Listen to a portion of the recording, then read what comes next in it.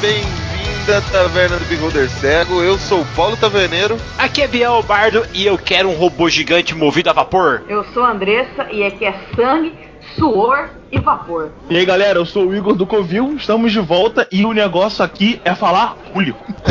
Puxe uma cadeira, compre uma bebida que o papo hoje é Reinos de Ferro. Mas isso depois dos e-mails.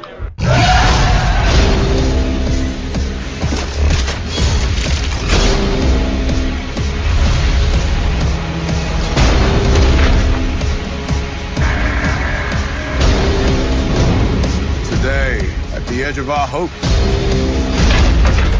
at the end of our time, we have chosen to believe in each other. Today we face the monsters that are at our door. Today we are canceling the apocalypse.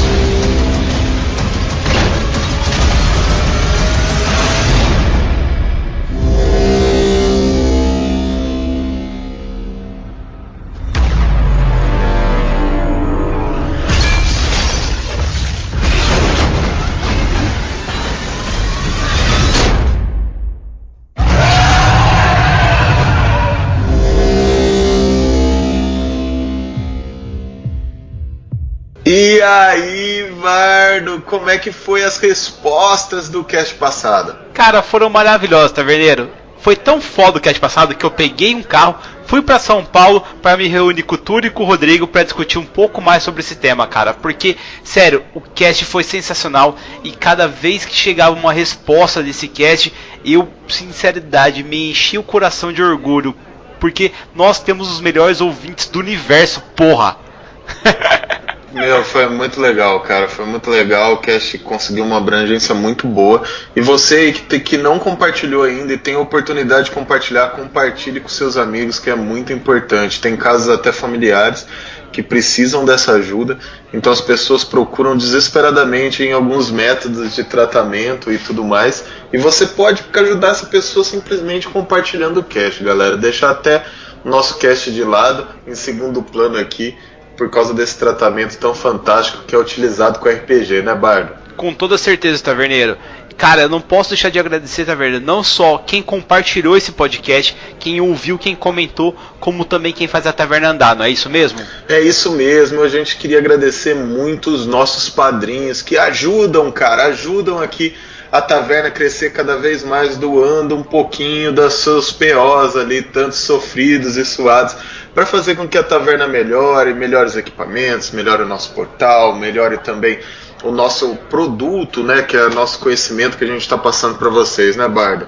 Isso aí, gente. Então eu queria começar agradecendo o Álvaro Ferreira, o Roger Ribeiro, o Olavo Montenegro de Souza, Almir Rodrigues, a Emília Yamamoto, Thiago Gomes de Miranda, o Alderico Dias Soares Júnior, Giovanni Vicente, o Diogo Camilo Pérez, Thalisson C. Torres, o Jorge Henrique Lima de Souza, Marcelo Rebelo, o Micael Bissoni, Marconi Elis Brandi Chamoni, o Rodrigo Ambrosio Foque, Wesley Lube de Neves, o Pedro Henrique Rosa, Fernando Monteiro, o Jorge Augusto Terrão, Alexandre Takaoka, o Cláudio Klein, Bruno Gregório, o André Dorte dos Santos, Pedro Rossini, o Yuri Travalim, Eric Luiz Grendeski, o Bruno Pelisson Marques, Rodrigo Minan de Oliveira Cruz, o Douglas Jackson Almeida da Silva, Tiago Emílio Marques Machado,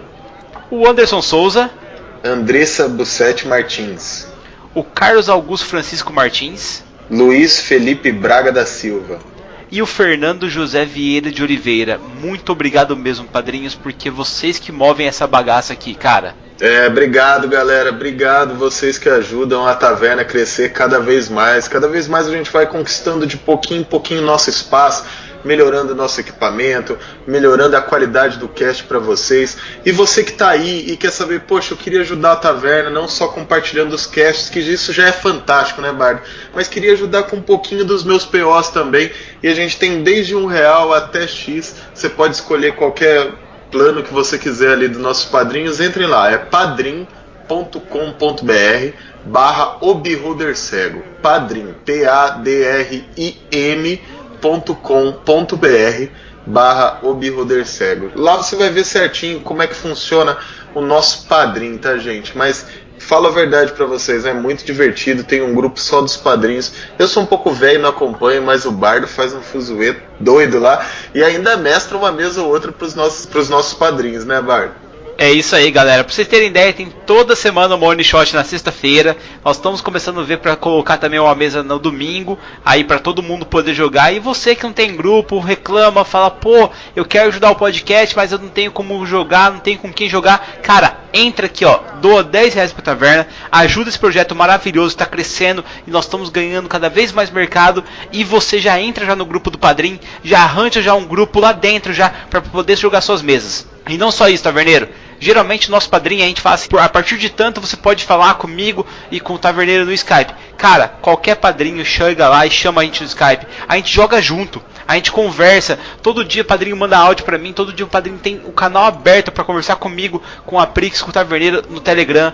A gente conversa com as pessoas, se a gente for pra sua cidade, é só você convidar e pagar pra gente que a gente vai tranquilamente, né, cara? Não precisa, não é pagar um cachê não, cara, é pagar pra gente ir mesmo, a gente vai. Aí a gente senta num boteco, vamos beber, vamos tomar uma, vamos falar de RPG, que é o que a gente mais gosta de falar. Então, sério, cara, ajuda esse projeto e vem pro nosso grupo, cara. Tá tendo até um bolão da Copa do Mundo no grupo, pra vocês terem ideia, galera. Não, e eu não estou ganhando, eu tô perdendo feio mesmo. E galera, você que também quer ali não entrar no nosso programa de padrinho, não teve a felicidade da gente estar na sua cidade, eu tenho 2 eventos para falar para vocês, onde o Bardo e o Taverneiro vai estar presente, jogando RPG e até mais, com algo mais ali, algo mais, quem sabe, nessa Dreams World, né, Bardo? Mas é isso aí. O nosso primeiro evento é o RPG no Mercadão, vai acontecer dia 30/6, na Avenida Harry Prochet, 305, aqui em Londrina, no Paraná. É um evento só de RPG, gente. Tem várias mesas de RPG. A galera se reúne lá pra jogar. Ah, mas eu não tenho um grupo, não tenho nada. É pra isso mesmo, gente. Vai ter várias pessoas mestrando lá. Vai lá conhecer pessoas novas, descobrir mesas, né, e jogar com a gente, né, Bardo? Venha ser desmembrado na mesa do Bardo. Esse é meu tema, cara. Olha só que legal. Gente, sério, vai rolar Call of Cthulhu, vai rolar Terra Devastada, vai rolar Reinos de Ferro, vai rolar lobisomem, vai rolar um monte de coisa, então você não pode ficar longe dessa. Sério, confirma lá no Facebook o nosso evento e vem com a gente jogar uns dados que você vai se divertir pra caramba. Eu vou tentar fazer mesas rápidas lá, vou tentar fazer 2 mesas até pra acelerar o processo, pra mais pessoas poderem jogar comigo se quiserem, mas eu já digo, minhas mesas são terríveis, os padrinhos sabem disso, eu mato todo mundo e eu não tenho dó e eu não tenho coração. Aliás, eu arranco o coração dos meus personagens pra colocar numa prateleira. E você que não vai poder participar ali do nosso RPG no Mercadão no dia 30, tem a Dreams World. Se você tem aí, você conhece, cara, a Dreams World é um evento muito conhecido, até de cosplay e várias coisas da cultura geek nerd. Ele vai acontecer no dia 7 e dia 8 de julho, na Avenida Duque de Caxias, 1290, aqui em Londrina também, na Inesul, não é não, Bardo? E eu queria lançar um desafio, galera. Eu quero que vocês venham na mesa de RPG do Taverneiro e convençam ele a ir dançar K-pop junto com a filha dele, cara. Esse é o desafio, galera. Vamos fazer o Taverneiro dançar K-pop, cara. Vai ser épico isso. Eu conto com a ajuda de vocês, tá entendendo? Chega lá, entrega um papelzinho, eu quero que você dance K-pop. Eu vou fazer um cartaz disso aí, galera. Vamos lá, vamos, ajuda o Bardo a fazer isso. Vamos fazer o Taverneiro dançar K-pop no meio da galera. Vai ser épico isso. Outra coisa que é muito importante, Bardo, e a gente não pode esquecer, o Catarse do Cartas de Magia. Gente, vocês não sabem que produto fantástico é esse. Sabe aquela complicação de pegar o livro e ver, pô, qual magia você decorou e tudo? Cara, isso acabou, cara. Acabou. As cartas de magia ajudam você tanto a controlar as magias que você decorou, as magias que você tem por dia, as magias que você tem ainda a castar, como também ajuda, aquele... Sabe o Ctrl 1, Ctrl 2, aquele hotkey que você tem pra cortar, os atalhos, Bardo, sabe? Sei. As cartas de magia é atalho pra magia, cara. Você pode usar na sua mesa, além das ilustrações, estão fantásticas, cara. Se você não conhece, entra lá, catarse.me cartas de magia, separadas todas com underline, cartas underline de underline magia, e você vai encontrar o cartaz dessa galera. A galera é muito gente boa, né, Bardo? Muita gente boa, e eles estão desenvolvendo isso que favorece realmente seu gameplay, ajuda muito na mesa, né, Bardo? Galera, papo sério aqui, o Taverneiro tá falando isso, e eu vou colocar uma ênfase no negócio. Faltam 2 dias, meu amigo, 2 dias, os caras precisam da sua ajuda. Vai lá, fecha uma vaquinha, pega esse boleto e paga esse boleto, cara. Vamos fazer isso daí dar certo. Tem como parcelar em até 6 vezes no cartão, cara. Pega o cartão do amiguinho um pouquinho mais rico ali, parcela em 6, vocês pegam e depois bancam isso aí pro cara. Gente, sério, é um projeto de RPG que não tá partindo de grandes editoras, tá partindo de gente como a gente, sabe, cara? Então vamos lá, vamos ajudar os caras, vamos fazer esse projeto dar certo, porque daí todo mundo vai ganhar, cara. Se esse projeto der certo, ele vai incentivar outros projetos a também darem certo. Então ajuda a gente aí nesse cartas de magia, vamos fazer esse projeto dar certo, que vai ser muito legal pra todo mundo. E outra, a taverna vai ter novidades logo, e a gente precisa da ajuda de todo mundo, cara. E nosso campo aqui do RPG, a gente tem que se ajudar pro RPG crescer cada vez mais, né, Bardo? Com toda certeza, Taverneiro, mas não dá spoiler não, cara. Em vez de spoiler, vamos pegar umas corujas e vamos ler algumas cartas? Vamos sim, e eu vou começar aqui, Bardo. Na verdade é o Bruno Galo, ele mandou uma mensagem lá no nosso canal do YouTube. Se você não conhece o YouTube da Taverna, você tá esperando o quê? Taverna lá, procura o Beholder Cego no YouTube. youtube.com/Beholder Cego. Qualquer coisa você escreve lá Beholder Cego, o que você acha, cara? É impossível. Lá a gente dá dicas de RPG, os nossos casts estão lá também. E o Bruno Galo manda assim, ó. Primeiramente, parabéns pelo cast. Todos os outros são demais, mas este foi incrível. Ele está falando do que a gente gravou sobre RPG e o transtorno do espectro autista. Eu tive o prazer de trabalhar por 2 anos na ALMA, Associação de Pais e Amigos de Autistas de Piracicaba. Sou educador físico e vivi na pele as dificuldades de fazer atendimentos diários nas diversas crianças e adultos que são diagnosticadas com TEA. Rodrigo e Túlio, mais uma vez parabéns pela iniciativa. E como foi dito no cast, tenham um orgulho mesmo por esse trabalho. Muitos XPs nas contas suas. Que massa, cara. Brigadão, Bruno. Obrigado pela sua mensagem no YouTube. É isso mesmo, galera. Escuta pelo YouTube, escuta baixando ali. Agora a galera tem um podcast legal, né? Tem o Google lançou como chama isso aí, Bárbara? É um Google App para podcast, galera. Você pode chegar ali e baixar o seu podcast. Você vai baixar primeiro o app aí no seu smartphone. Automaticamente você vai lá e coloca a sua lista de podcasts e começa a baixar. Pra você ter ideia, a Taverna já está lá, cara. E tá muito legal, até inclusive eu tava testando hoje e escutei novamente nosso cast de RPG e o transtorno do espectro autista. É muito importante, gente. Escute esse cast, compartilhe com quem você quiser, né, Bart? Bart, tem mais outra mensagem aí, não? Tem várias mensagens do Taverneiro, mas eu vou pegar aqui da Mariana Paniágua. Acho que é esse o nome dela. Se não for, por favor, me corrija. Mariana Paniágua. Ela mandou, cara, do La Casa de Papel e o Cerco. Ela mandou assim: olá, resolvi fazer esse comentário porque gosto muito de vocês. E vão entender o porquê. Sempre viajo de carro com o meu namorado. E ele, como um apaixonado por RPG, sempre ouve. E eu acabo ouvindo junto. Nunca joguei RPG. E tudo que sei é de escutá-lo e ajudá-lo a pintar os personagens que ele imprime e de ouvir o podcast de vocês. Vocês falam com muita clareza e de forma divertida. Mesmo não sendo íntima desse hobby, eu acabo me divertindo e distraindo a cada episódio. Continuem assim, vocês são demais. O que eu posso dizer sobre isso, Taverneiro? eu não sei você, Bardo, mas o que eu vou dizer... Cara, por que você não apresentou ainda RPG pra sua namorada, cara? Por favor, namorada da Mariana, chama ela pra uma mesa, cara. Coloca ela pra rolar uns dados que você vai ganhar aí, com certeza, uma Bárbara frenética na frente de batalha, cara. Ou quem sabe uma feiticeira maluca igual o Bardo soltando, spamando Fireball na galera, cara. Na pior das hipóteses, você vai ganhar um NPC fantástico. É isso aí, Taverneiro. E o que mais tem aí, cara? Na entrada da taverna, vocês observam uma figura diminuta vestido com uma capa verde musgo, acompanhada com um grande lobo atroz. O ser se aproxima silencioso como a noite e com um pequeno pulo se senta em um banco posicionado à frente do balcão. Eita! Olá, me chamo Puik. Sou um Kobold Ranger, cara. O cara é um Kobold Ranger, ele tem um lobo atroz, tá ligado? O lobo atroz é maior que ele andando do lado, assim, tá ligado? Que se afastou das aventuras por um tempo. diz a minuta figura com uma das suas pequenas garras no nariz e um sorriso simples no rosto. Caraca, o cara sentou na minha frente e tá cutucando o nariz, Bard. Um kobold, cara. Manda os goblins pegar ele de jeito, Taverneiro. Mata isso aí já, cara. Gostaria de parabenizá-los pelo último episódio. Sempre é muito animador perceber que o nosso hobby pode ajudar muitas pessoas e acho extremamente nobre e honrada a iniciativa dos convidados. Aí, galera, sempre aqui trazendo um obrigado e trazendo um ânimo às pessoas que trabalham com RPG, né, Bar? Nossa, com toda certeza, cara. Vocês não sabem o quanto faz bem ouvir um elogio, galera. Aqui, ele continua assim, Bar. Queria sugerir um tema nessa linha de raciocínio que pessoalmente me ajudou muito.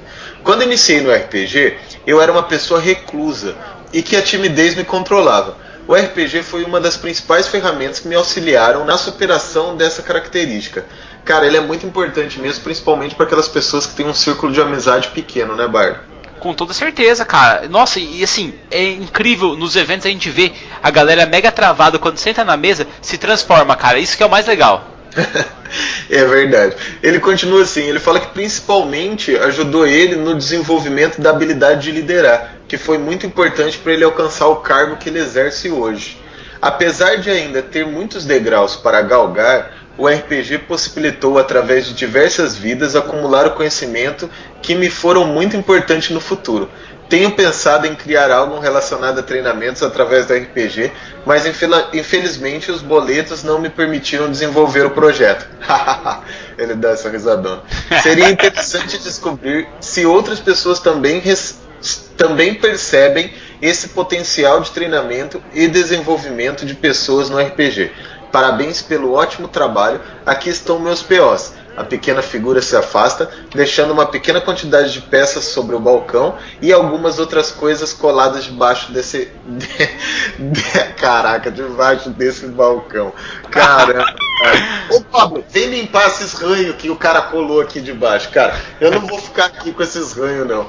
E deixa eu falar, Marcelo. Marcelo tem 33 anos e mora em São Paulo, capital. Obrigado, Marcelo. Obrigado mesmo pela sua mensagem. E com certeza, cara, todas as situações críticas vividas numa mesa de RPG, todo momento de pensamento faz você ter uma reflexão, até mesmo da sua própria vida, assim. Às vezes você está numa situação crítica, eu falo isso por mim. Às vezes você está numa situação que você tem que escolher um caminho, e nem sempre é um caminho fácil, e você lembra da mesma escolha que você fez numa mesa de RPG e como aquilo influenciou todos os outros membros, né? E como as outras pessoas olharam para aquela sua escolha. Isso que é o mais importante também, né, Bard? Com toda certeza, cara. Eu tô passando por um momento muito difícil da minha vida, galera. Eu não vou compartilhar nada com vocês, porque também não é um cast pra isso. É um cast pra gente se divertir. E, cara, o RPG tá me ajudando pra caramba. É um momento que eu me desestresso e é um momento que eu utilizo realmente pra pegar e pra colocar nessa experiência de vida, cara. Então, Marcelo, não desanima não. Vamos pensar em alguma coisa, vamos fazer uns treinamentos envolvendo RPG, porque a gente tem que espalhar isso aqui, cara. E, Taverneiro, eu sei que a leitura de e-mails tá imensa, cara, mas eu tenho que ler esse e-mail porque ele é de um fã nosso que eu considero meu amigo, que é o Lucas Temalk.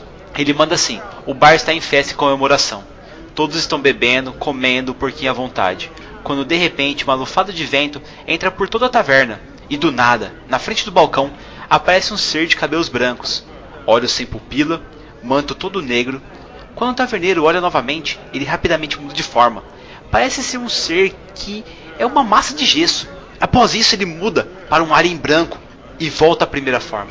O bardo logo diz: ei, taverneiro, é o Doppelganger, o Malk. O taverneiro então diz: quem é vivo sempre aparece, hein, Malk? Ou não, né, como é seu caso, sei lá. Ele sorri, ele pede seu costumeiro leite com chocolate e licor e começa: olá, bardo e taverneiro e todos. Peço humildemente perdão por demorar a avistar vocês, mas sabem que na vida humana mal tenho tempo por causa de várias coisas. E o projeto está crescendo cada vez mais. Inclusive, eu vim para homenagear e agradecer o maravilhoso podcast que vocês fizeram por último, sobre o TEA e o RPG. Ia visitá-los no dia de tormenta para dizer que foi ótima entrevista, que teve a música do Beholder Cego, que até vinculei ao meu repertório e ouço sempre que posso novamente. Vocês me inspiraram a escrever mais aventuras com ela. Bem, continuando, amei muito esse último e como ele tem ligações com o meu projeto que participo organizando do RB para Todos. Não tinha como vir e elogiar. Quer dizer, eu estava sentindo falta daqui. Se bem que todos os podcasts estou sempre ouvindo e outros projetos como o Grupo D20 com certeza irão amar esse podcast e até qualquer pessoa que ouvir. Como o pessoal do Jogarta curtiu, estou repassando para mais e mais, inclusive neste momento. Bem, estou me alongando, devo ter tomado 3 chocolates e preciso descansar. Aqui está os diamantes que devem pagar minha estadia e todas as bebidas de todos aqui. Todos gritam felizes e brindam suas cavernas. Todos gritam felizes e brindam suas canecas. Me leve um porco suculento que aprisa esquentar e amanhã eu irei. Preciso descansar porque estou trazendo mais aventureiros para nosso mundo de RPG. Malk se retira e vai para seu quarto descansar com uma pequena ventania. Obrigado pessoal mais uma vez e ainda virei quando puder visitá-los. Espero um dia participar junto a vós. Amo muito ouvir e compartilhar vocês aos outros. Cara, muito obrigado mesmo, Lucas. Como eu te disse, cara, eu considero você meu amigo, cara. Porque eu sei que desde o começo da taverna você tá junto com a gente, cara, nessa luta, velho. Muito obrigado mesmo, cara. Obrigado mesmo, cara. Mas eu nunca vou me acostumar com sua aparência, velho. Foi mal.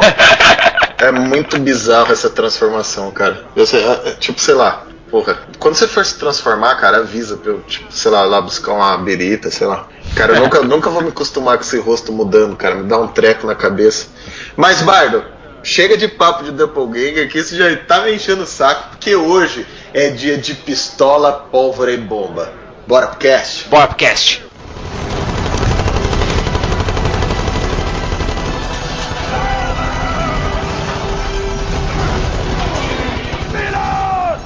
He's prison metal. Go!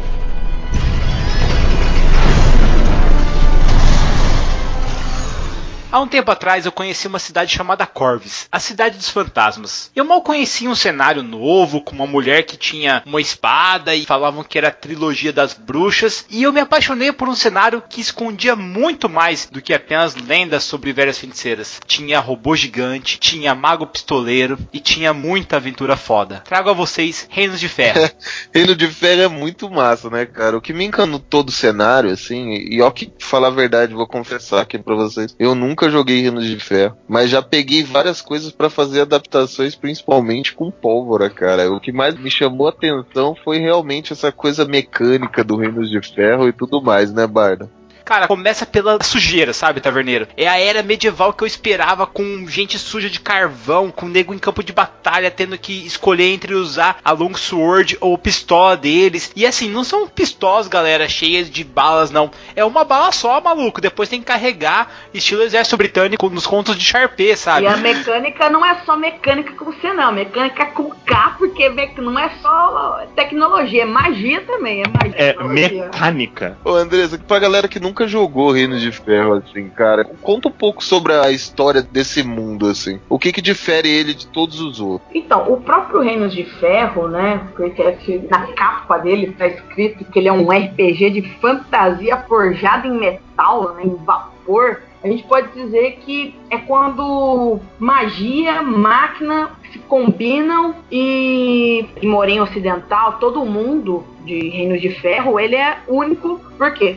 De tudo ele tem eras e mais eras, uma era pré-histórica, uma era de 1000 cidades, uma era de ocupação Orgoth, que foi quando todo mundo foi dominado por povos bárbaros, e até chegar na era moderna. Então, a formação de todos os estados, a formação de como cada tribo surgiu, tem sua peculiaridade. Por exemplo, a gente pega os elfos. Os elfos foram criados pelos deuses élficos que falaram: esses humanos aí, eu posso fazer uma tribo melhor que eles. Então foram lá e criaram os elfos. Então, o Reinos de Ferro, se eu fosse resumir ele, eu ia dizer que ele é tudo que a gente conhece, mais um pouco. Parece ser uma competição frenética de força. É isso mesmo?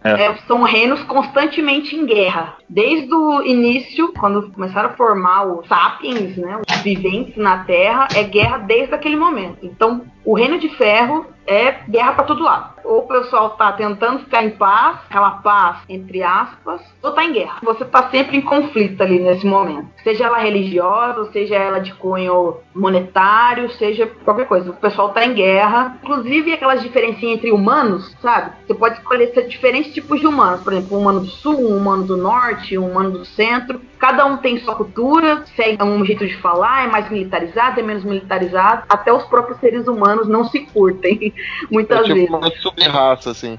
Sim. É como o Brasil, tem o pessoal do Sul, tem o pessoal do Sudeste, tem o pessoal do Norte, cada um tem sua cultura diferente, fala de um jeito diferente, tem seu idioma único, e a gente pode tretar ou não. Ô Andressa, e em relação às raças, cara? Tem tudo quanto é raça do nosso reino de fantasia ali junto, misturado com essa coisa de vapor aí, magia ou não? Temos os humanos, você pode escolher ser humano e pode ser de variados lugares, como eu disse, e daí cada humano de cada lugar tem uma característica. Por exemplo, se você for um Cadorano, você pode ser mais militarizado, gostar mais de servir. Inclusive os Cadoranos, todo mundo tem que servir no exército em algum momento, não importa. Nasceu Cadorano, um dia você vai servir no exército, não importa como, você vai servir. Que massa. Se você for mais caspiano ou de outros, não necessariamente você vai servir. Você pode servir se você quiser ou não. Então cada lugar tem diferente. Aí você tem 2 tipos de elfos, os diosanos e os dios. Então a gente tem anões, a gente tem ogruns, trolloides. Você pode jogar com gobbers, que são os primos evoluídos dos goblins. Olha essa de primos evoluídos, cara. Goblin já é a ascensão. Do goblin. Goblin já é a ascensão das raças, cara. É basicamente como se muitas das raças que são humanoides mais inteligentes, como ogros, goblins e orcs, tivessem se desenvolvido como humanos com uma civilização, sabe? Isso. Então eles têm países e regiões onde eles nasceram e se desenvolveram. Na realidade é bastante interessante a forma que o Reino de Ferro ele trabalha a evolução da sociedade. Essa evolução foi muito, vamos dizer, de fé. Teve muita luta baseada em fé, e eu posso dizer que Reinos de Ferro, a civilização que chegou na Era Moderna, foi muito baseada em fé e em crença. Isso é legal. Geralmente, a gente vê a tecnologia, tô falando isso friamente, não tô falando que é meu ponto de vista, tá, galera? Mas geralmente a gente vê a tecnologia contrária à fé, né? Como se fosse o oposto, sabe? Aqui no caso parece que é o mesmo ponto, assim, eles andam juntos. Mais ou menos. A minha visão é que eles andam bastante, pra mim. Não, é porque tem a questão de que o livro mesmo te fala que todas as raças, eles entendem que deuses existem. Cada deus criou a raça baseada no antigo panteão, que eles acreditam estar morto, e eles são bastante distantes, e daí não falam com a sociedade, mas como visões e tal. Então os deuses, eles aparecem, mas eles são mais como os deuses romanos, que mandam visões e não estão de fato inseridos na sociedade diretamente, assim. Entendi. Mas essa pelo menos é a minha visão de que eles são afastados. A sociedade em si, ela é muito teológica. Inclusive, existe uma nação inteira que é o Petorado, e eles são absolutamente teocráticos, entendeu? Eles se separaram de tudo pra ficar a Deus. Pra rezar ao primeiro deus ancião Menoth.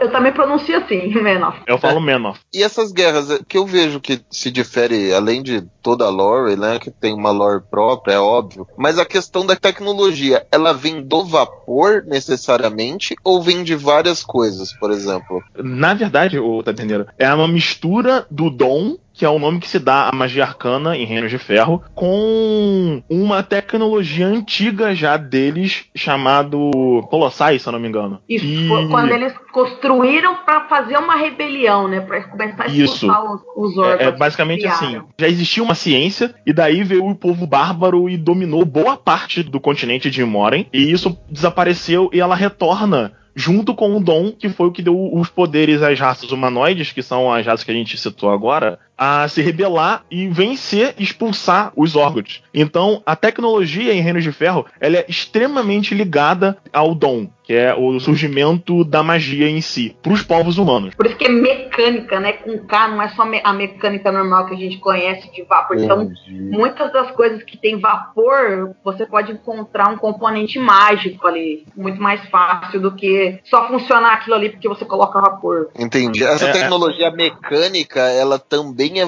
movida à magia, né? Não é só a vapor, né? Pode ser que haja alguma coisa a vapor, mas elas estão meio que relacionadas, assim, é isso, né? Isso, bem relacionado.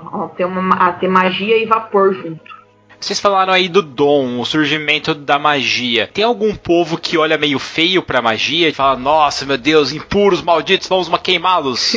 Tem. Inclusive, isso é um tema bastante interessante no desenvolvimento do mundo, porque tem uma sociedade inteira, que é uma das sociedades que era muito teológica, em que a grande maioria dos sacerdotes enlouqueceram muito próximo do momento em que o dom apareceu, e eles odeiam magia. Odeiam a ponto de que tem uma classe exclusiva, que é tipo um caçador de magos, que é só pra essa raça. É um dos elfos, inclusive. Sim, a magia aqui também no Reino de Ferro, ela é bem destrutiva, assim. Um feiticeiro pode obter os poderes dele e explodir uma cidade. O poder dele aparece, explode tudo. Então, nem sempre a magia ela é algo controlável. Eles falam que é como uma trama que se envolve no mundo e tem as pessoas que têm o dom que conseguem moldar essa trama a seu favor. Tanto que existem dois tipos de magos, assim, de dons no Reino de Ferro. Um adendo a isso é que a explicação pro dom é muito parecida com a explicação do D&D. Você tem uma energia mágica que ela é de alguma forma influenciável pelas criaturas que têm inteligência. É isso. E vocês estão falando do dom, mas quando o dom nasce na pessoa, por exemplo, ela provoca uma destruição, como é que ela se educa? Existe essa separado de aprendiz e feiticeiros mestres, magos, escolas de magia também? Ou não? O cara tem que se virar e muitas vezes é traumatizado devido a esse surgimento? Ou vai do personagem e da criação? Depende da sociedade, cara. Do lugar onde você nasceu. Exato. Em Oz, por exemplo, sociedade Osana, se eles perceberem que você tem magia, você provavelmente vai ser morto. Caraca, começou a aventura, você nasceu em tal lugar. Então, cara, você desenvolveu magia e os caras te mataram. Próximo. E adendo. Eos é um dos tipos de elfo. Só podia ser elfo. Resumir, isso acontece em Anão? Não acontece no Reino Anão. Posso apostar. O Anão fala, não, beleza, cara, não tem problema. Os anões no Reino de Ferro dizem que eles são a única raça que não teve nenhum momento da sua história interrompida. Começaram anão, continuaram anão, não até hoje. A Andressa me lembrou de uma coisa muito interessante. As datas das sociedades são diferentes. Os povos humanos, eles contam as datas antes da Revolução e após a Revolução. Os anões, eles nunca foram dominados pelos Orgoth. Então, pra eles, é o ano 8800 e não sei quanto. Desde que os patriarcas e as mães de barro e as matriarcas de barro estiveram aqui, tipo, surgiram dali e continuamos aqui. E é isso aí, sólidos como rocha, literalmente. E é por isso que eu falei no último cast, anão é a melhor raça. Caraca, anão é bom mesmo, viu? Concordo, cara. Concordo. E o que o Bardo tinha perguntado é porque, por exemplo, existem duas classes que eles tecnicamente demonstram o maior potencial mágico, que são os feiticeiros e os moldadores. Eu não me lembro agora o nome exato, mas é basicamente isso. Um deles é espontâneo, como um feiticeiro de D&D, e o outro é mais como um mago. E variando do lugar onde você nasceu, pessoas lidam de uma forma um pouco diferente. Em Caspian, por exemplo, que é uma cidade de Signar, onde você não é forçado a se alistar, é uma parada mais ok, sabe? Mas o mago no campo de batalha ali deve ser uma máquina de combate, cara, porque já em D&D um mago, uma batalha campal, ele desequilibra muito. Como é que é no Reinos de Ferro, você sabe me dizer? É basicamente o seguinte, existem alguns tipos de arcanistas. Eu vou dar o exemplo que eu sou mais próximo, que é o Conjurador de Guerra, que é uma classe, um tipo de focalizador. Ele usa os focos dele pra criar magia, né? Ele não é um tecelão da vontade. Pega magia, ele não pega e joga.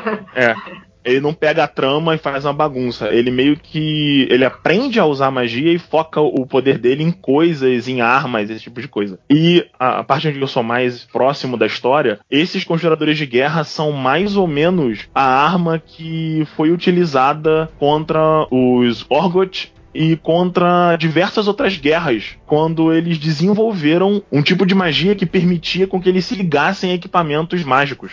Caraca, só eu tô vendo que isso aí é o enredo de Fullmetal Alchemist ou vocês também viram isso? Eu juro pra você que quando eu assisti, dá pra tirar muita ideia de Fullmetal pra criar uma campanha maluca, mítica em Reinos de Ferro. Eu tô nessa situação, Andressa. Eu tô vendo aí vocês falando, eu tô pensando em duas coisas. Fullmetal Alchemist por causa das guerras e também a Torre Negra, numa campanha pós-apocalíptica, porque o pistoleiro lá, ele é meio que tem magia nas balas dele lá, tem alguma parada diferente lá que dá pra você linkar. E como é que funciona, galera? Vocês falaram que os reinos eles estão quebrando o pau, mas é constante mesmo essa parada? Os caras estão brigando por terreno, por população, por que é que eles lutam? Mais ou menos. Talvez a Andressa esteja mais ligada nisso do que eu. Basicamente Basicamente, é um pouco de tudo isso. Cada vez eles inventam uma coisa pra ele. Sabe, ser humano, sabe, as pessoas inteligentes, elas não conseguem sentar e conversar. A melhor coisa é quebrar o pau. Quem pode mais, chora menos. Mais ou menos. Ah, tô ligado. Palmeiras e Corinthians, depende. então tá explicado. Às vezes eu posso estar disputando com você uma região, um domínio que é por conta de terras férteis. Então, eu acho que eu tenho direito sobre aquela terra porque na era das 1000 cidades foram os humanos que construíram a primeira civilização ali, e então eu acho que eu tenho direito sobre aquilo, eu quero ela pra mim. E você pelo mesmo motivo, acho que você tem direito. Então nós vamos brigar aqui, manter sitiado. Às vezes a guerra é meio fria, sabe? Igual o que a gente teve por aqui. A gente vive se ameaçando, posso entrar em guerra com você a qualquer momento, mas se você fica na sua, eu fico na minha, e é isso aí. Ou então, nós vamos disputar esse negócio no tapa, e aquele que vencer fica com o lugar. Ou pode ser por religião.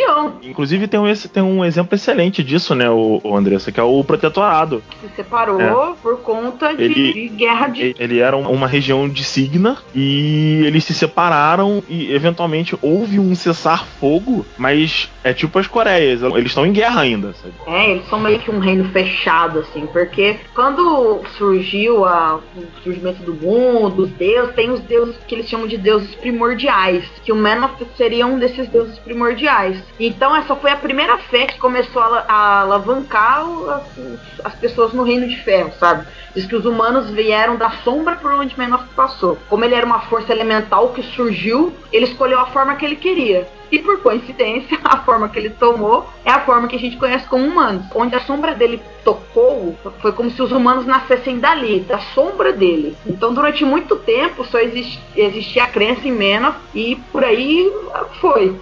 Aí começaram a surgir pessoas como Morrow e Tamar, que são os gêmeos, né, que ascenderam. Vou fazer um adendo aqui rapidamente ao que o Andressa está falando. O Menoth, ele é uma força de ordem. E os gêmeos, eles na realidade são os santos e deuses da Era Moderna. E a magia divina vem da reza aos gêmeos e não aos deuses. Eles acreditam que existiam uns 3 deuses primordiais, assim, que seria o Menoth, a serpente e Dunya. Que a Dunya eles acreditam que seriam a Terra, sabe? Acreditar como se fosse Gaia.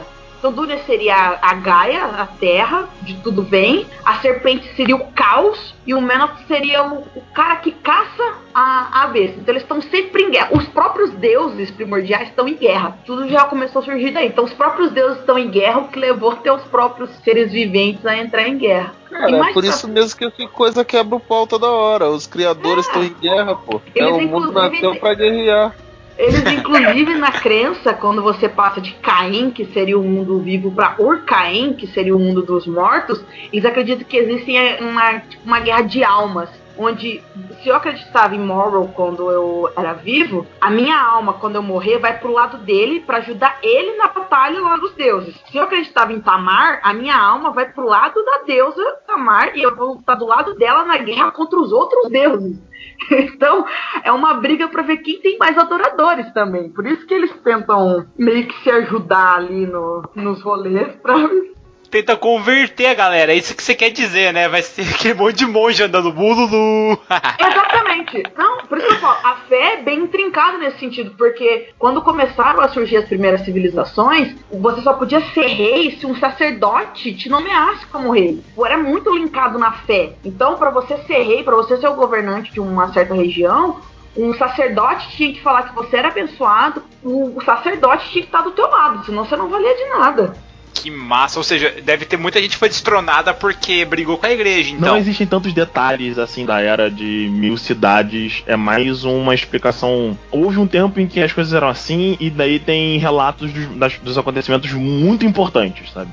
Tá, mas me fala o seguinte, então vocês me falaram aí sobre acontecimentos muito importantes. Qual que é o primeiro acontecimento mega importante que nosso ouvinte tem que saber? A invasão dos Zorgoth. Uma invasão que dura 800 anos. Ele domina praticamente toda a parte onde tem humanos, que é Khador, Ord, Lael, Signa, o Pretorado, Yoz. Eles não conseguiram dominar Ru e algumas outras civilizações, mas a forma que a sociedade é hoje é devido a essa rebelião, porque quando a sociedade consegue, toda a sociedade num geral, porque era só uma grande nação dominada, conseguem se livrar das correntes, já tem, aí eu acho, se eu não me engano, 200 anos de guerra entre os Zorgoth e toda a sociedade que foi subjugada, sabe? Foi um momento que todo mundo se uniu, um momento de união. Vamos expulsar os caras que estão dominando a gente aqui. O que ele fala? Que são 200 anos da primeira invasão e uma submersão sangrenta, depois 400 anos de ocupação e os tumultuados 200 anos de rebelião que, por fim, culminaram na expulsão dos Orgoth. Isso. O que leva ao Tratado de Corvus, que gera as novas grandes civilizações, que são Signar, Khador, Lael e Ord. Só que, por exemplo, já nesse tratado, Khador era um império enorme antes da invasão, e eles perderam uma quantidade expressiva de terreno. Esse reino já começa insatisfeito, por exemplo. Isso segue para a reconstrução das ordens arcanas, e daí os troloides se rebelam, depois começam as guerras de fronteira. Na verdade, tem diversos acontecimentos da era que a gente está conversando, que é sobre a Era Moderna, dando alguns pitacos sobre o passado do mundo. As coisas importantes, elas acontecem quando a escravidão é abolida em Khador, e em 579, depois da rebelião, o rei Vintar IV cria a Inquisição, e vai seguindo para Ios fecha suas fronteiras a estrangeiros, e invasões de Skard entre Krix e Signar, que são dois reinos bastante próximos um dos outros. Krix são ilhas próximas de Signar. Tem o golpe do leão em Signar, que é o Vintar IV é deposto e substituído pelo Rei Leto, que é uma guerra civil interna, assim, de Signar, mais ou menos. O Vintar IV ataca Corvus, liderando um exército de Scornes. Tem a Guerra Lalaesa, que termina com Khador controlando uma parte de Lael. Aí vem até a Guerra da Cáspia Sul, com a morte da Hierarca Cavoli, que, se eu não me engano, é onde o Pretorado se rebela. E em 608, depois da rebelião, é o ano atual, onde você começa a jogar. Logo depois do Protetorado decidir que ele ia se livrar da garras. Isso. Mas o grande diferencial das histórias e depois dos acontecimentos de invasão e tudo mais é a magia, né? Essa magia mecânica que tem nesse mundo. E o que eu fico em dúvida, assim, é que, cara, sempre quando eu coloco pólvora nos meus mundos, dá cagada, sabe? Cara, é fato, cara. Sempre quando eu coloco isso, tipo, é foda controlar. Cara, eu me considero um mestre experiente. Imagina os mestres que são inexperientes. Como é que é essa magia mecânica nesse universo? Eu acho que apelão define. É apelão. Bem apelão. É porque, na realidade, em Reinos de Ferro, você enfrenta humanos. Você enfrenta, geralmente, outras criaturas sencientes. É difícil ter monstros, assim. Inclusive, o Reinos de Ferro tem seu próprio bestiário, né? Que é o Monstronomicon. Isso, é um livro, inclusive, maravilhoso. Lindo também. As ilustrações são maravilhosas. E, inclusive, você encontra monstros que foram criados por conta dessa mecânica. Mas, por exemplo, você tem uma donzela de ferro. É incrível a criação, uma mistura de mecânica com prender almas em equipamentos e toda uma rebelião da própria máquina e tentar lembrar do passado dela por causa da alma. E tem um monstro, até ele tá ligado à mecânica e a partes de ferro e vapor. Então, às vezes é o próprio monstro. A parte de monstros é muito ligada à necromancia também, como a Andressa tinha comentado. É mais normal você encontrar criaturas quando elas têm a ver com necromantes e são coisas geradas a partir de rituais e tal. Os monstros são poucos, na realidade. Mas o meu favorito, que é o Lich de Ferro, que ele tem um caldeirão nas costas e ele faz magia engolindo almas e queimando as almas desse caldeirão nas costas dele, é de uma criatividade bastante única, sabe?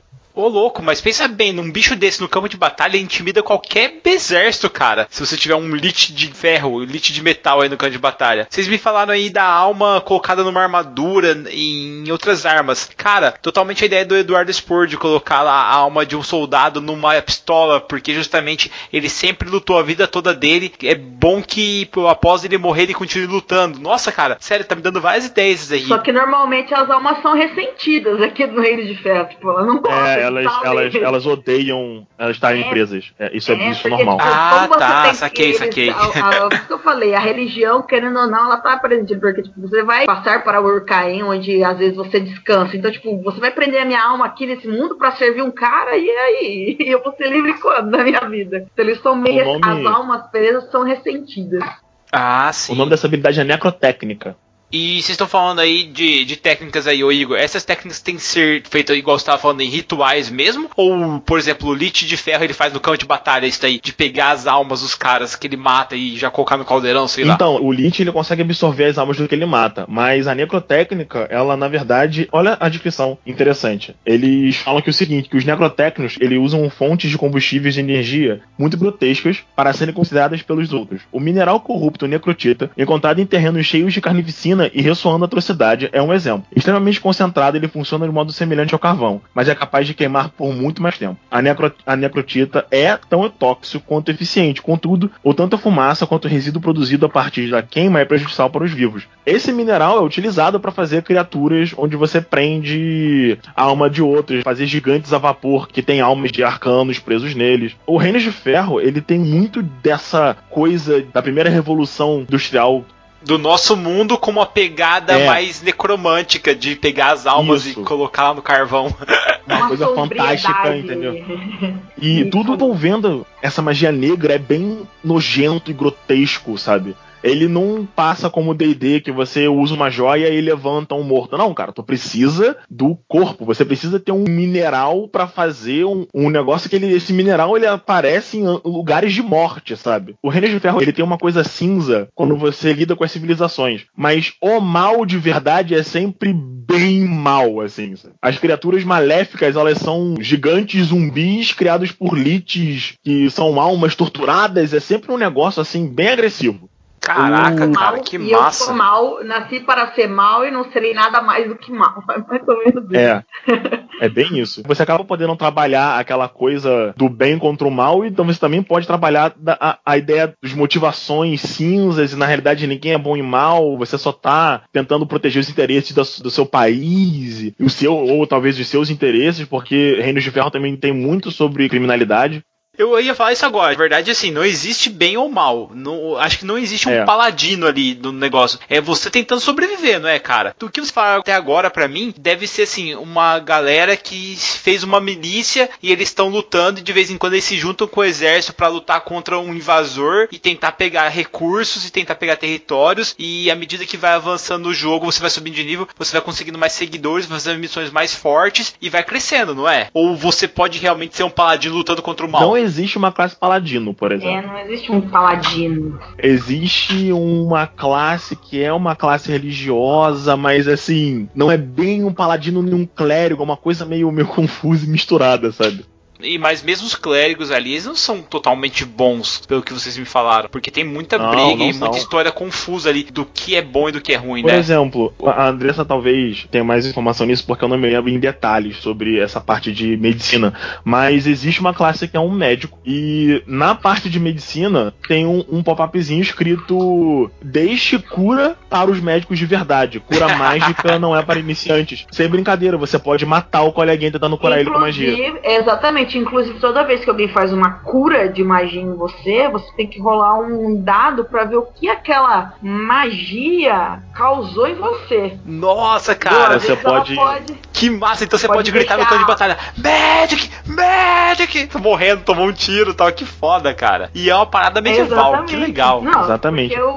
A cura, inclusive, se você não conseguir socorrer o seu companheiro de equipe no meio da batalha, a cura mágica só pode ser usada quando você não tá mais em batalha. Pô, você pode socorrer alguém no chão, estancar ele, parar o sangramento, mas curar com mágica, igual os clérigos fazem com a gente no D&D normal, não pode. Meu, se você fizer isso no meio do frenesi da batalha, aí que você tem que acrescentar mais dificuldade ainda nessa cura e pode surgir muito mais efeitos colaterais dessa cura mágica. Nossa, que bizarro, é muito interessante, cara. A forma que eles abordam isso. Ou seja, a magia realmente é totalmente perigosa, independente se ela está sendo usada para curar uma pessoa ou para causar dano no campo de batalha. É isso que eu entendi mesmo. Parece que a magia utilizada para mecânica, ela é quase mais aceitável, lógico que é mais apelona, mas parece ser mais aceitável do que a magia por magia. É isso que eu entendi? Eu acho que a palavra seria controlada, o taverneiro. Ela é uma magia contida. Ela seria mais fácil de controlar. É como se... Imagina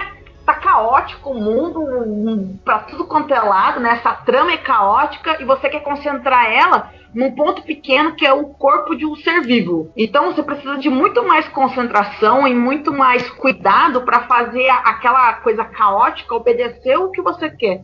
Dentro de uma mecânica, de um equipamento que não tem vida, que não tem uma alma, seria, vamos dizer assim, na minha interpretação, mais fácil de concentrar e manter ali dentro, sem que ela cause muitos danos, do que dentro de algo orgânico, com uma alma e tudo mais. Pelo menos é assim que eu entendo o uso da magia como cura ou dela separado de defensivo para ofensivo, né? A magia em Reinos de Ferro ela é bem explosiva, assim, tipo, ela é forte. A minha interpretação realmente é extremamente parecida com a dela. Bem isso mesmo. A magia no Reinos de Ferro é um dom de destruição.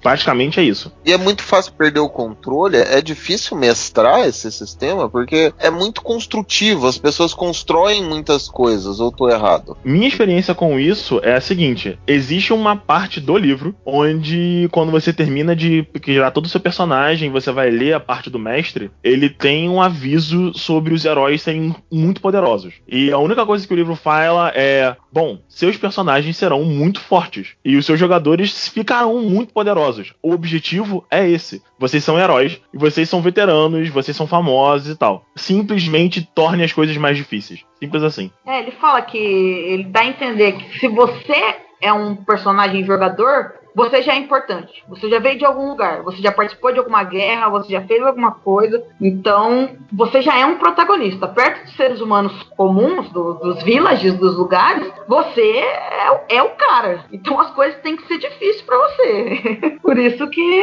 as outras coisas são bem mais difíceis de se acontecerem. Galera, não é porque eu sou o bardo não, mas uma pergunta. Amputações de guerra e membros metálicos existem bastante nesse cenário? Tipo os automails? Eu não me lembro agora se existe um automail. Porém, uma das consequências de se tentar se curar magicamente é você ficar amputado. É porque você tenta se curar. E daí, em vez do seu corpo gerar um braço novo, ele só fecha o ferimento. Olha o que eles falam da cura. A cura verdadeira não é um aspecto natural da magia. Costurar a carne e os órgãos vivos é um ato complexo, mais adequado a cirurgiões ou deixado para a recuperação natural do corpo. A restauração mística só é possível através de uma manifestação de energia divina, que faz de toda a cura um pequeno milagre. Tais milagres cobram um preço no corpo, como fraqueza temporária ou, no caso de cura repetida, marcas permanentes. É melhor o cara não ficar te curando com magia toda hora, que o negócio vai dar ruim. Cara, aí ó, só um disclaimer aqui do assunto e tal. Galera, tamo junto aí, padrinhos. Se vinguei aqui do bardo, arranquei o braço dele na mesa passada. Fica sussa. Tamo junto. É muito café com leite esse taverneiro, gente. Ele arrancou meu braço, mano, e me deu um braço elemental que eu consigo conjurar todos os elementos nele. Que dozinha dele. Tem muito a aprender ainda. É praticamente um garoto. Eu tô sem braço, não. Bola de fogo! Mas eu tô sem braço. Eu não acredito em tudo que o bardo fala. Mas, gente, cara, por exemplo, quando eu vi a primeira capa do Reino de Ferro, que era um suplemento, na verdade, que atrás tem um mecha, não sei se eu posso falar assim, mas é muito parecido com aquele robô que o cara pilota no Matrix, tá ligado? Nas metralhadoras malucas, sabe? É possível construir uma criatura dessa no Reino de Ferro? É por isso que eu comprei esse sistema. Sim, você pode ter um pra você. Chegamos no mágico, na coisa mais incrível de Reino de Ferro. Chegamos no porquê provavelmente a Andressa também, todas as pessoas jogam Reino de Ferro. Você pode ter um robô gigante. E se você escolher a profissão correta, você já começa com no seu primeiro nível. Nossa, que roubada. E é muito forte? Então, é muito forte? É absurdamente forte. A maioria das guerras de conquista de Signar, por exemplo, foram ganhas devido a uma tecnologia de colossais, que são esses robôs de guerra, só que gigantes. Eles eram gigantes. Quando eles conseguiram ganhar, eles adaptaram, né? Foram diminuindo o tamanho. Porque precisavam... Vamos usar pra carregar... O que os caras usam, os gigantes de ferro? Pra carregar caixa. Pra empurrar coisa. nossa senhora, meu Deus do céu, gente, vamos lá pra matar as galera, bem melhor. Tem, O cenário então existem vários tipos, né? Tem, eles têm vários tipos, inclusive pesados e leves. O leve pesa 2,4 toneladas, sabe? Tem 3 metros e pouco. Os pesados a mesma coisa, só que pesam 5, 6 toneladas. Você não pilota eles de dentro, você comanda eles com a sua voz, com um atributo chamado comando. Você tem algumas funções interessantes desses mecânicos. É o seguinte, eles têm uma fornalha, eles literalmente são movidos a vapor. Você pode ter uma classe que tem uma habilidade específica para se ligar magicamente com os gigantes. Eles são um personagem à parte, literalmente. O cenário de Reinos de Ferro tem gigantes pela cidade, normalmente, isso é comum, sabe? Você tá andando pelo porto e o porto inteiro ter pessoas comandando robozões mexendo nas coisas. Quanto mais você tem ligação com esses gigantes a vapor, de acordo com quantidade de jogos, né, conforme a campanha vai se desenvolvendo, ele pode até adquirir uma espécie de sentimento, vamos assim dizer, entre aspas.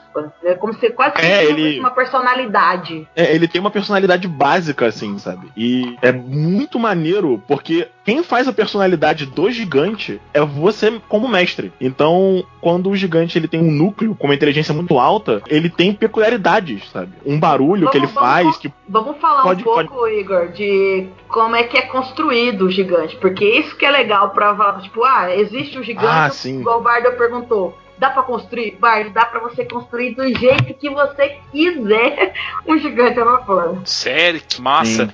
Qualquer personagem de nível 1 pode ter o seu próprio gigante ou não? É muita grana pra construir, é tipo um golem, e daí se ele cair no campo de batalha você tem que ir lá e pegar os pedaços de outro pra reconstruir. Como é que é? Isso daí acontece, você tem que reconstruir se ele quebrar.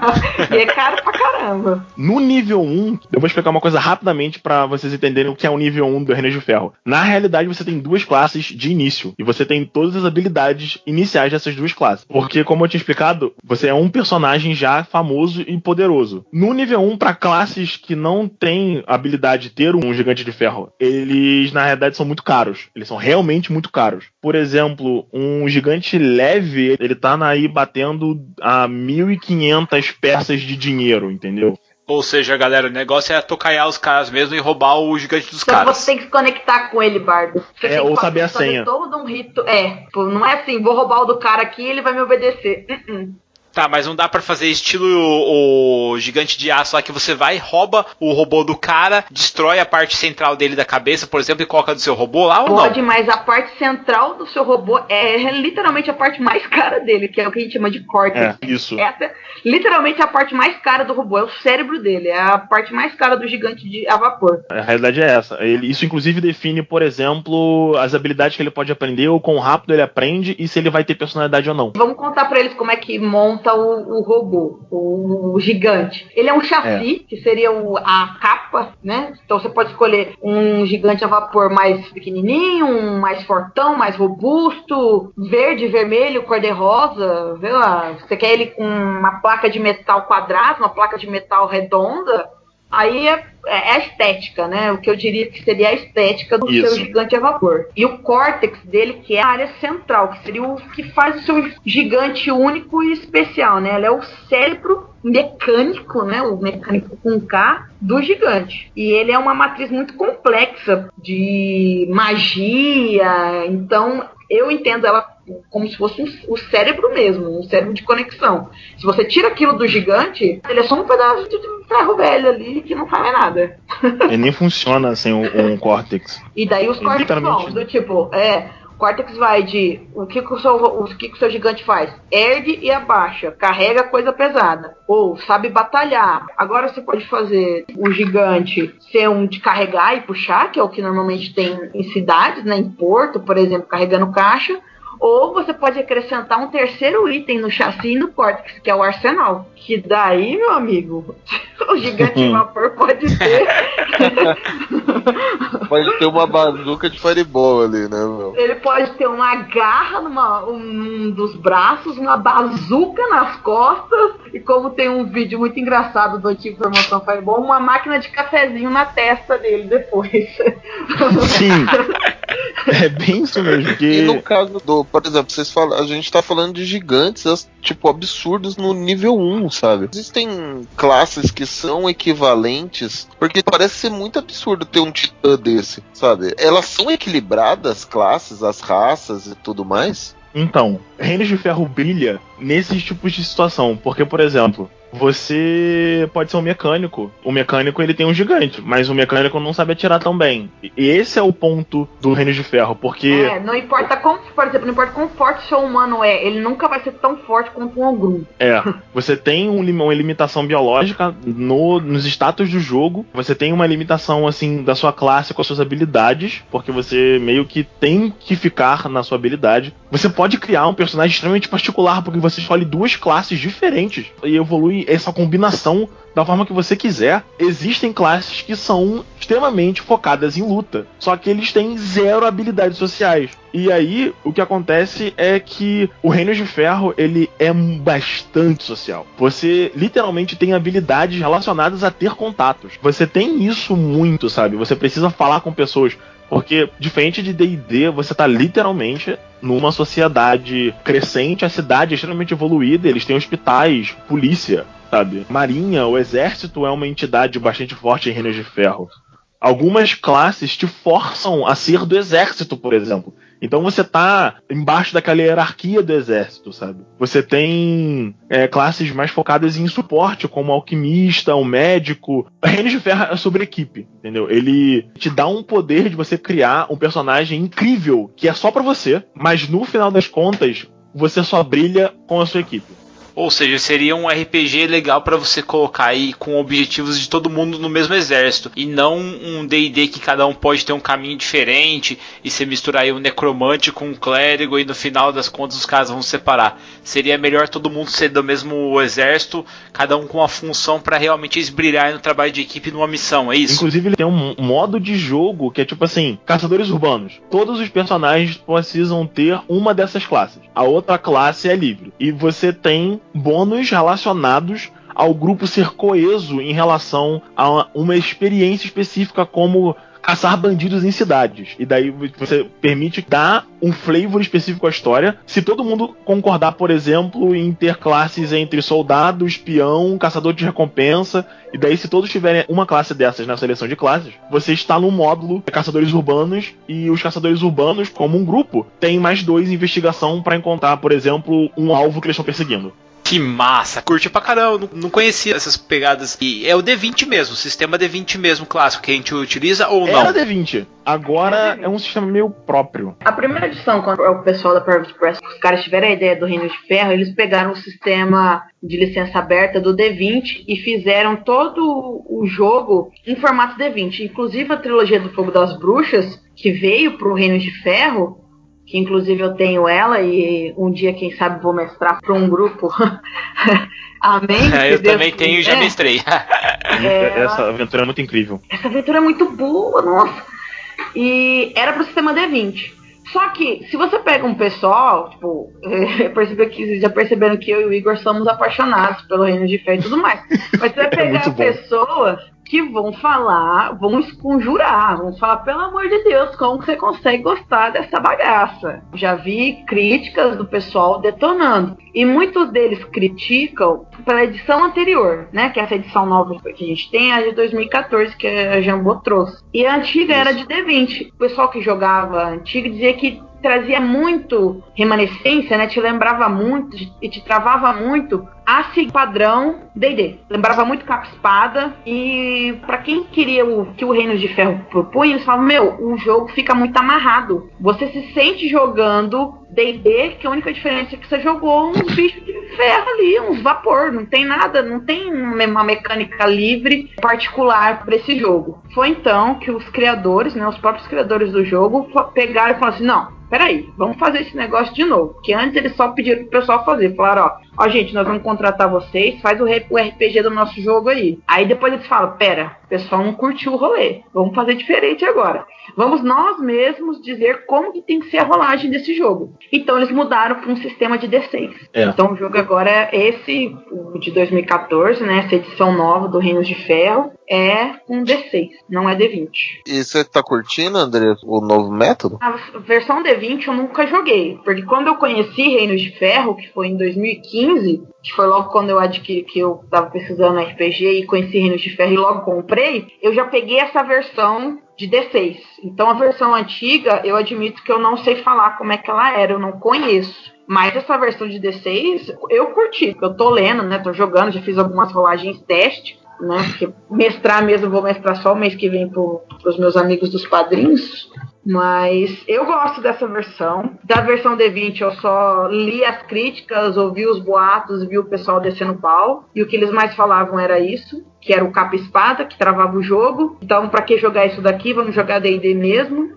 Mas essa versão eu gosto. Eu não sei se o Igor chegou a jogar a outra versão, a versão D20. Eu cheguei a olhar só, eu não cheguei a jogar porque existe esse problema do preconceito com o sistema. Ele é bastante forte. Eu cheguei a pegar na mão, dar uma olhada no livro. Mas em relação a gostar do sistema, ele é divertido depois que você aprende. Eu acho ele extremamente not noob friendly, sabe? Ele é. Você tem que sentar. Peraí, vou fazer uma ficha e vou rolar aqui pra ver como é que funciona esse rolê. Eu, pelo menos, tive que fazer isso. Eu tive que construir uma ficha e falar, vamos simular aqui uma luta eu contra eu. Vamos lá. Eu fiz exatamente isso. Eu li o livro, eu fiz a minha ficha e daí eu fui mestrar uma aventurazinha pra saber como é que era o rolê. Porque ele tem muitos atributos. Assim. Ele tem muitas pequenas coisas que dificultam o game ou não? Ou eu entendi errado? Não é uma questão de dificuldade, é uma questão de aprendizado, o taberneiro. É uma questão de tipo, você tem 3 atributos principais. Aí você tem 6 atributos secundários. E daí você tem mais 1, 2, 3, 4 atributos que são os atributos derivados. A forma que você calcula a sua própria vida é muito diferente da comum. Você tem uma espiral de saúde que define como está seu estado muito físico. Legal. Espiral é uma das coisas mais legal da ficha. Você toma dano direto no seu atributo. Você tem, na verdade, mentira. Me desculpa, eu falei uma coisa errada aqui. Você tem 5 atributos derivados, que um deles é o alcance de comando, que pra mim é um atributo à parte, porque ele define muita coisa. Aí o que acontece? Quando você vai selecionar a sua raça, você tem valores base para tudo. E daí você pode adicionar ou tirar. Essa é a parte mais fácil, porque quando você cria, você tem um talento. Que pode ser poderoso, que define coisas físicas, ágil, que você tem alguns. Você pode selecionar uma habilidade que envolva controle motor fino, você pode ter a habilidade do dom, e aí você tem que escolher 2 classes, e você tem todos os equipamentos e todas as habilidades dessas 2 classes. Então, ele é um pouco too much information, sabe? Muita coisa de uma vez. Por exemplo, o arquétipo de dotado tem 1, 2, 3, 4, 5, 6, 7, 8, 9, 10 habilidades diferentes para você selecionar quando você diz que você tem magia. Caraca, realmente aí no começo aí até a galera pegar deve ser meio complicadinho, meu. Trabalhando pra você aprender, né? Você tem que prestar muita atenção. Para você explicar pros outros também acaba demorando um pouco mais. Mas aí a hora que todo mundo pega, o negócio deslancha que vai embora. Porque Reinos de Ferro é sobre ser poderoso também. Então você acaba se divertindo. Talvez a Andressa tenha tido uma experiência parecida com a minha, eu não sei, porque eu nunca conversei com outra pessoa que goste tanto de Reinos de Ferro quanto eu. Eu tô um pouco nessa ansiedade aqui. Que pra você pegar a vibe do Reinos de Ferro é um pouco diferente de D&D dos outros sistemas, sabe? Porque você tem cidades muito próximas da nossa realidade, assim, sabe? São raças diferentes, onde tem pólvora, coisas a vapor. Você tem uma sociedade militarizada, com exército, hospitais, sabe? Tem médicos. Como é que você sai de um D&D, onde você trabalha com vilas, cidades pequenas, e de repente você pula para um ambiente a vapor, uma sociedade mais complexa, mais cinza, e diversos reinos diferentes, e uma história gigante, sabe? Cara, eu vou falar pra que essa pegada que você me disse agora aí, ô Igor, eu já vi já acontecendo um pouco em Tormenta, uma transformação. Porque em Tormenta tem o reino de Salistic que tem os médicos lá, os doutores, já que a magia lá não funciona. Aqui, pelo contrário, pelo que vocês disseram, ela funciona muito pior, né, cara? Ela pode amputar a pessoa em vez de curar, cara. Então eu acho que essa pegada é muito legal de se tratar na mesa. O que você prefere? Você prefere ficar sangrando ali até o final daquela cena, até o final do combate ali, até se recuperar naturalmente, poder até ficar sequelado, ou tentar utilizar uma parada que pode te arrancar a perna fora, sabe? É muito massa essa pegada, assim, exige cara. muita decisão do cara. Tipo, quão importante é essa batalha pra você? Quão importante é permanecer em pé enquanto ela ocorre, sabe? Rapaz. Você quer tomar a cura agora ou não? Vai, decide. E tem a questão de que o sistema é extremamente punitivo quando você se fere. E qual que foi o personagem, os personagens de vocês que vocês mais lembram nesse reino? Não precisa ser seu, pode ser de outra pessoa e tal, que você jogou. Pra falar que eu não joguei, eu joguei eu contra eu, pra aprender mais ou menos como é que funcionava a rolagem.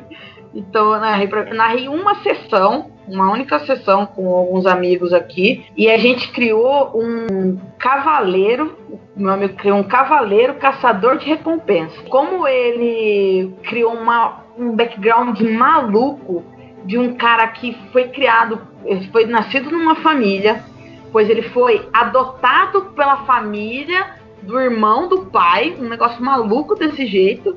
E ele passou a ser um caçador de recompensas dos irmãos bastardos. Tipo assim, um rolê muito maluco. E ele fazia umas acrobacias com cavalo. Então, tipo, a gente jogou essa sessão e ele fez maluco. E ele só tirava dado bom, cara. E daí, então, ele foi o personagem que marcou. Porque os outros fizeram um mais comum. Fizeram duelista, fizeram clérigo. Mas esse que resolveu inovar com Cavaleiro Caçador de Recompensa, fazendo peripécia, foi o que marcou pra mim. Eu tô ansiosa pra ver os personagens dos padrinhos que a gente vai jogar a mesa mês que vem. Aí eu vou ter uns personagens mais concebíveis com tempo de jogo, sabe? Que a gente vai jogar mês que vem. Mas como eu só tive uma sessão narrada, né, e eu contra eu mesma, não conta, né? Porque eu fui todos os personagens. Ô Andressa, vou falar pra você que um personagem foda, assim, que eu já vi do Reinos de Ferro é a própria Alexia Cianor, que é a protagonista da trilogia lá do Reino das Bruxas. Que ela é uma feiticeira com poderes necromânticos, cara. Ela é muito boa, que cara. É animal, velho. Nossa, e um outro personagem que não é um personagem, mas é pra mim, é a própria espada, que o nome da espada, taverneiro, é Fogo das Bruxas. Então você pensa como é que essa espada é top, cara. O que não deve faltar é nome de armamento, né, cara? No mundo que a galera faz robô, cara. Porra. Eu queria muito que essa aventura já tivesse sido passada para o sistema novo. Infelizmente eu acho que não foi feito ainda. Não, ela é sistema D20 mesmo, cara. Eu lembro porque eu joguei ela. Eu comprei a versão nova da Jumbo recentemente, ela ainda é D20. Putz, eu tô querendo muito jogar ela. Cara, vale a pena, sério. O pessoal fala que, igual tem esse problema aí, do próprio sistema em si. Só que, cara, acho que vai muito do mestre, o Igor, de pegar e colocar essa atmosfera mesmo ali, diferente do Dungeons Dragons. Não tem essa pegada de capa e espada. Cara, ali é muito sujo. Ali, se você caiu na terra, ali no campo de batalha, o seu inimigo não vai parar de te atacar porque você tá com 0 pontos de vida. Ele vai chegar, vai te dar um bicuda na cara, um tiro de meta, e vai começar a te espancar até a morte, meu amigo. Espancar? Pardo? Eles vão atirar em você até a morte. É, justamente. Então, não tem esse Reinos de Ferro não, mano. Canhão de mão é o que há, maluco. E você, Igor, um personagem que você já jogou ou que seus amigos já fizeram no Reinos de Ferro? Eu gosto muito de um personagem que eu fiz, que eu tenho isso pra mim há muito tempo, que eu queria fazer no D&D um mecânico de verdade, um anão, né, forjador. E o Reinos de Ferro me permitiu fazer isso porque eu fiz um mecânico, que é uma classe, um mecânico de campo, com um mecânico arcano. que é uma classe, no caso uma profissão, que é um mecânico que cria os itens mágicos. A história dele era uma história bem comum, assim. Eu gostei mais dele pela questão do quanto eu me diverti utilizando toda a mecânica do personagem. Sim, né? Ele foi de mecânico de campo, já pegou o gigante a vapor lá no comecinho ali. Fica a dica, viu, gente? Foi jogar Reinos de Ferro, que é gigante, já pega mecânico de campo e GG. Já me citando mais cedo. Builds. Eu montei, mas não era no Reino de Ferro um inventor, que era um gnome inventor, cara, que eu adorei jogar, por isso que eu acho que eu adoraria jogar Reino de Ferro, cara. Você seria provavelmente um Gobber com alguma das classes de mecânico. Ou um anão. Ou um anão. O taverneiro, o Paulão, ele é anão, cara.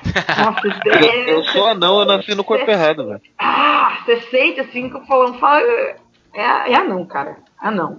Em relação, assim, a inspirações pra gente levar pra esse mundo do Reinos de Ferro, eu queria que vocês dessem uma inspiração cada um aí pra gente poder já dar aí uma pitada pros mestres que vão pegar esse sistema. O que eles podem utilizar pra se inspirar pra narrar aventuras nesse local? Um dos personagens era um investigador médico, eles estavam num cemitério olhando pra 2 corpos mortos.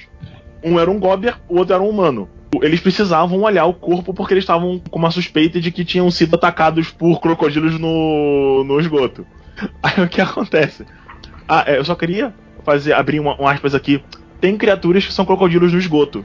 Voltando ao que eu tava contando, eles estavam observando isso e um dos personagens que tinha classe médico, simplesmente este Gobber morreu de paracolomitose. Que? Paraculomitose, que foi uma doença que ele inventou na hora.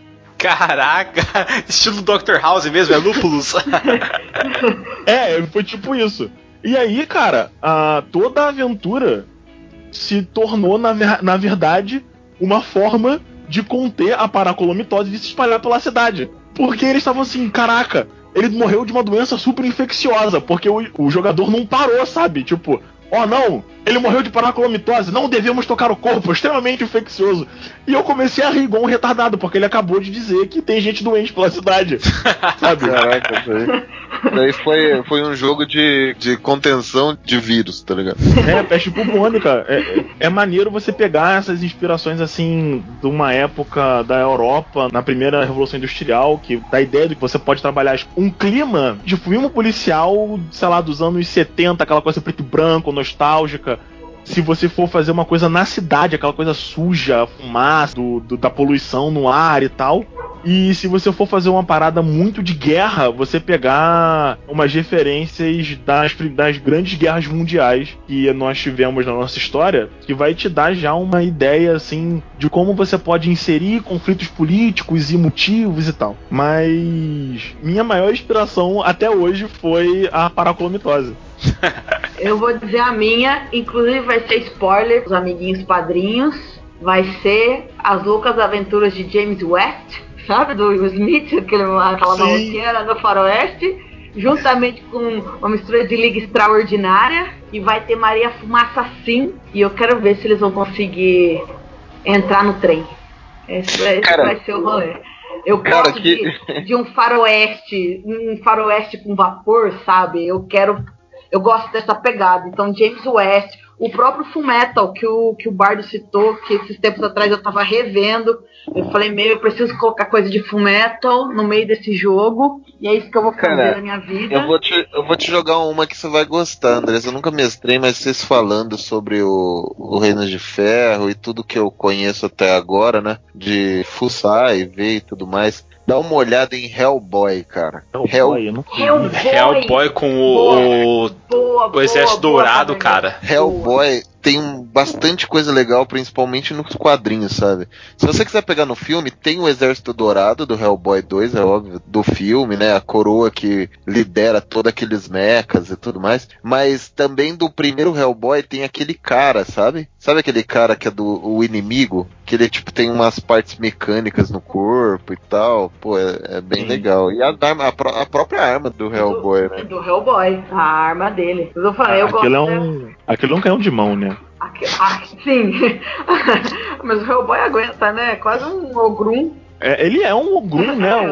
Ele é um ogrum. Se a gente for falar de raças de se for botar ele numa raça, seria um ogrum. Vai ter aranha gigante? Se eu ficar dando spoiler aqui, não vai dar muito certo. Sabe que os padrinhos vão ouvir isso, hein? Vamos deixar abaixo. Então, isso mesmo. Deixa abaixo. Deixa quieto. Sem muitos. Depois a gente fala no PV. Galera, eu queria agradecer vocês aí por estarem presentes aqui na taverna mais uma vez para dar uma mão aqui no nosso tema, cara, porque Reinos de Ferro é um reino que a gente quer jogar, é um RPG que a gente gosta, que a gente quer conhecer mais. Eu estou escalado para a mesa da Andressa, se tudo der certo não irei perder nenhum membro, porque agora não irei utilizar magia, e queria agradecer o Igor aí também pela presença, cara. Nada, Bardo, que isso. É sempre bom estar aqui nessa taverna linda de vocês. Obrigado, sempre que vocês puderem aparecer, sabe que as nossas portas estão abertas aqui, cara. Cerveja tava boa hoje, não? Tava. Delícia. Por falar nisso, eu queria saber, será que eu consigo construir um mecha pra me ajudar? Esses goblins estão me enchendo o saco aqui, cara. Nós precisamos de mechas para servir as mesas. É isso mesmo, vamos começar a fazer esse trabalho agora, Barda. Aumenta esse som que eu vou buscar as ferramentas lá embaixo pra gente começar a nossa construção. Até o próximo cast, galera. Tchau, tchau. Falou, galera. Tchau, tchau. Valeu, pessoal. Abraço.